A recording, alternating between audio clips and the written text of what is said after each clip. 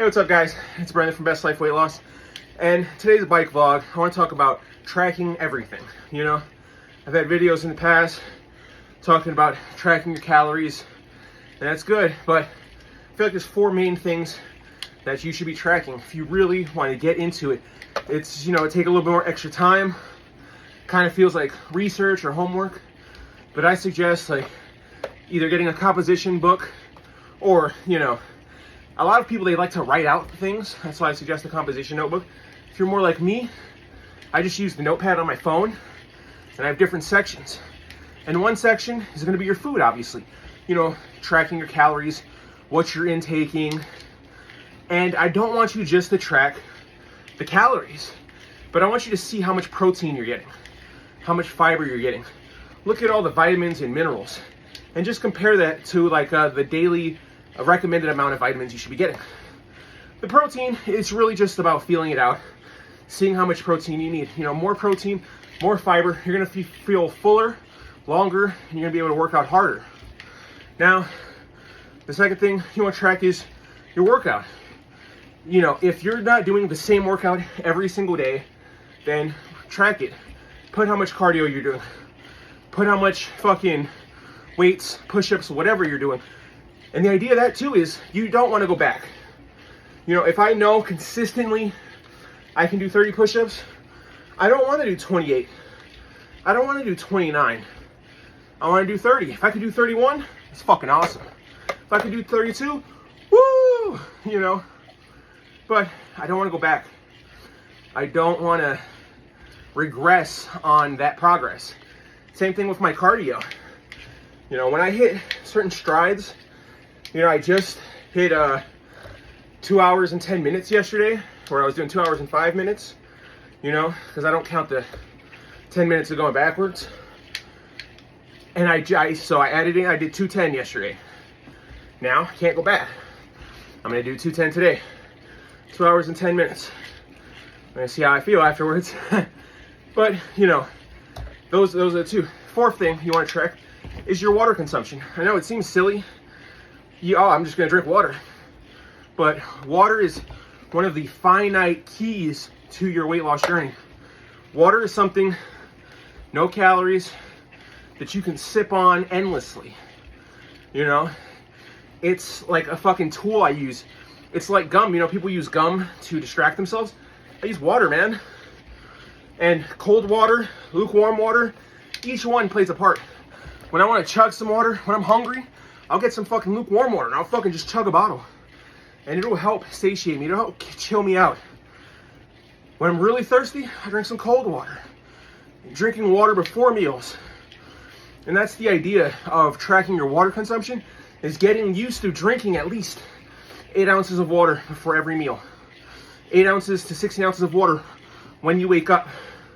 Consuming water will help you on your weight loss journey in so many ways. Some of the ways will be to help fight hunger. Other ways is when you're burning a lot of calories, you're doing a lot of cardio, you're putting out a lot of water. So what ends up happening is you're losing too much water. Your body, your muscles, they start to cramp up because of that lack of water, lack of potassium. You need to put that back in your body. You know, the water doesn't have potassium. There's a lot of different ways you can get that. Bananas are great. Love me some bananas, but not everyone does. You might need a potassium supplement if you feel like you're too fatigued, but I feel like if you're drinking water, you're eating fruits and vegetables, you won't need like a potassium supplement. But you never know. It's something to look forward to. Look forward to. But then obviously the fourth thing I want to touch on is your sleep. You know, if you're like me, I've talked about how I can go fucking 5 hours, 5 hours, 5 hours, 5 hours, 5 hours, and then accrue 10 or 12 hours of sleep and function. You know, might not be like that for everyone. I feel like there's a thing called sleep debt. And when you don't get enough sleep, your body will catch up with sleep later on. But by tracking your sleep, knowing, okay, Monday I had 7, Tuesday I had 8, you know, all you need to do is look at the time you go to sleep, look at the time you wake up, track it. Why do you want to track your sleep? Maybe you're feeling more fatigued, more tired, something's not working. You might not be getting enough sleep. You might be getting too much sleep. Oversleeping is a thing, you know? When you wake up and you feel in your brain like, oh, I can't just close my eyes and go back to sleep, get up. It's okay. And vice versa. If you wake up too early and you feel like, oh man, I wanted to get this many hours and I woke up in 4, try and go back to sleep. And if you can't, it's okay. But utilize that time. There's been times where I woke up too early and I'm like, oh, fuck it. I'll work out, I'll eat, maybe take a nap, you know? I try not to eat and then sleep, but as long as you're in a calorie deficit, that shit's not gonna fucking matter. It's all a numbers game, you know? But in essence, track everything, you know? These 4 aspects, knowing all of them, understanding how much time you're putting in, what you're putting into your body, that is going to help you. Remember I always say tailor make the diet. You know, you want it to fit into your fucking perfect world. Your best life is your perfect world, all right? So you're tracking all of this, the food, the water, the sleep, the workout. You're not going into anything blind. Having everything in front of you, you see the numbers. So on those days where you feel tired, when you feel shitty, when you cheat on your diet, log all of that as well. Oh, I had a shitty workout today. I only did cardio for 40 minutes instead of an hour like I wanted to. Log that. You're gonna see that in your log. It's gonna motivate you for next time. Hey, I gotta fucking get it. I don't want that to happen to me. Same thing with your food. Say you go over your calories, track it. You had that fucking piece of cake, you had that extra cookie or whatever, and it puts you a little bit over. That's fine. It's gonna happen. It's gonna happen. Still, two years and 1 month into my weight loss journey, and I still eat too much, and I go over my calorie deficit on certain days, and it's upsetting me, and I go weigh myself, and it's annoying. I don't let it bring me down. I don't let it stop me. I put that in anyway. I track it. Fuck, man. Went over 1,000 calories yesterday. I did. Not gonna tell you what I ate, but it was delicious. And I definitely shouldn't have ate it. But it's okay. I tracked it, and I'm gonna work it off. I am. You know?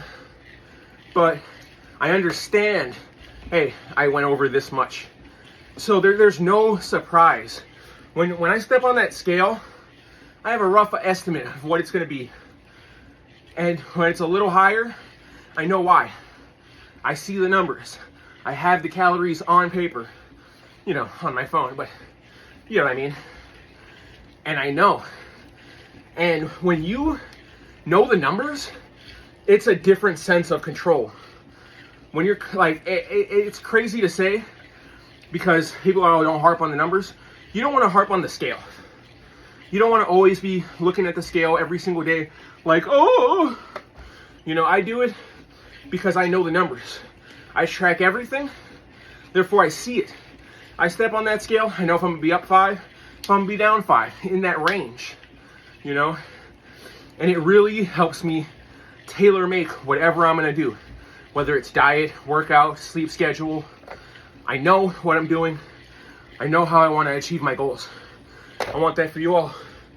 So I said, track everything, start your weight loss journey today. Stay positive, guys.